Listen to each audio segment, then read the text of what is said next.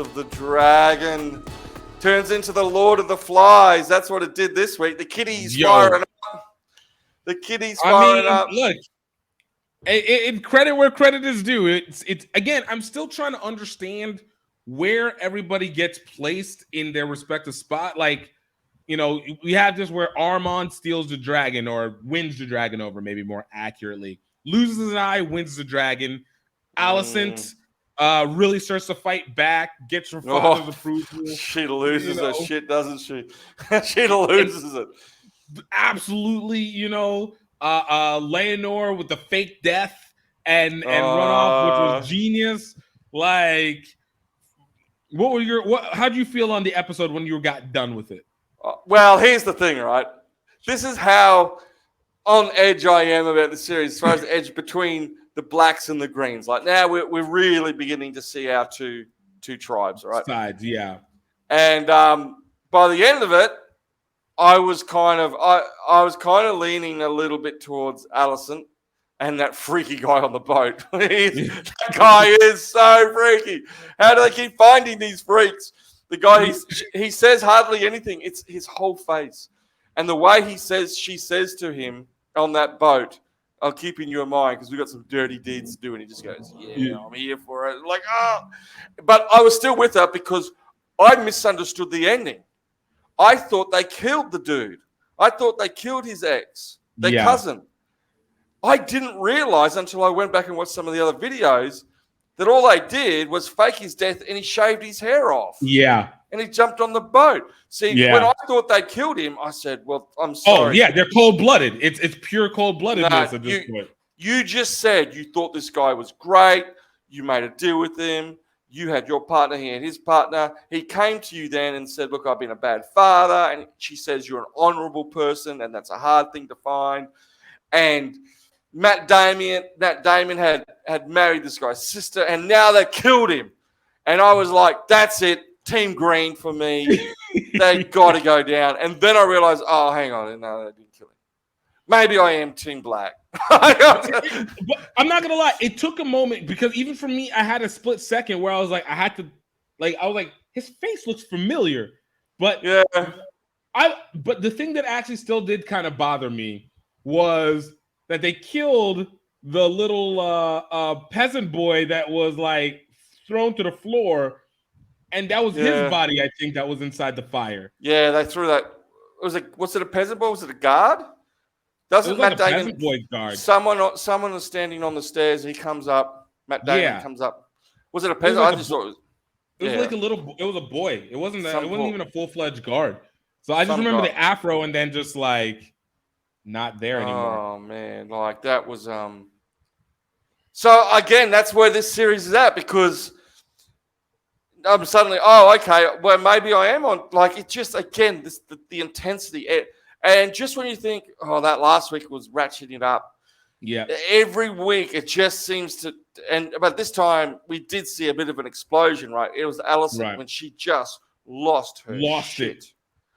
The kids lose their shit, and then she loses their shit. And it's some, Rhaenyra who keeps her, it's Rhaenyra, isn't it? Rhaenyra. She keeps her cool somewhat, but again, she just says internally, she just goes, "Oh man, I'm not going to survive this unless I marry my uncle," Yeah. Which I feel like we saw coming. Like it was I felt like it was inevitable that they were gonna get married. It was kind of this so much of a will they, won't they, and everything, even despite the respective marriages. Yeah. Well, she basically, I mean, it's such an interesting the way they do these scenes because she goes to him and says, I want you, which as an audience, if it was the other way around, would say, Uncle, you're a powerful man. You're taking of your advantage, right? Instead, she says, no, I want you, which I guess had to be that way because we will be thinking he was a big pervert, which he is. But, so well, now we're just, it looks like, again, the pieces on the chessboard put into place. Now we're just waiting for Paddy to, he also lost his shit too, like King Paddy. Just I totally got him though in that moment. Like everyone, shut up! No one's stabbing anyone in the eye. No one is like, you know what I mean? Cleveland Alice, and you just looked at him and you just knew he was in a lose-lose situation. Yeah. He had his wife and his children on one side and his daughter and his grandchildren on the other. Mm-hmm. And getting back to that little showdown, the Lord of the Flies, that was a serious beat up, right? Yeah. That was not like throwing, pebbles at each other and calling each other's names. These little kids pulled out knives and rocks. And then remember they had, I think, whatever his name, the middle guy. What's the middle son? I always think it's Aegon, but Aegon's the bigger brother. Aegon's the biggest. Armand is the one who got his eye kid. Yeah. So he's the one. Even the cute little Valerian kids basically went all Stormfront on her at the, in the boys when they kicked the shit out of the girls kicked the shit out, and they just did the same thing. They're kids, like little kids were just going all in, kill the bastard. No, don't steal my mama's dragon. But it got personal when he stole the dragon. Oh, that dragon scene, by the way, was great. Fantastic CGI, fantastic camera work. And it's big. Yeah. That's the thing they did really well. That is a big dragon. Yeah. And at the end, when that dragon goes out to sea, I think it flies over. Mm-hmm. I think it's Venera looks out at watching all the greens disappear on the boats, and that dragon comes down. And it's just like, holy shit, that is a trump card. Now you know why that dragon's bigger. That dragon's bigger than even Daemon's dragon too. Oh, I think that's the biggest dragon that they have out there. So look out. That thing will just wreak havoc. So now you know why they said at the end, an eye for a dragon, fair trade, right. It's like, okay, I lost an eye, but I gained a giant living nuclear weapon. Yeah, the biggest nuclear weapon in the arsenal at that, too. And probably one of the most wisest ones because it's so old. What Vladimir Putin wouldn't do to get that dragon. Right. What he wouldn't do to get that dragon. So it was even like as they were doing it, I kept thinking, I was like, you guys, maybe I'm underestimating, maybe I'm missing this, but I was like, isn't it significant that somebody has a dragon in here? Because I'm pretty sure nobody on Alicent's side. Oh, I guess Aegon has a dragon, but it's a small dragon, a tiny dragon, So, but my confusion is who is then Armand in the greater scheme? Because this all has to lead to the Mad King.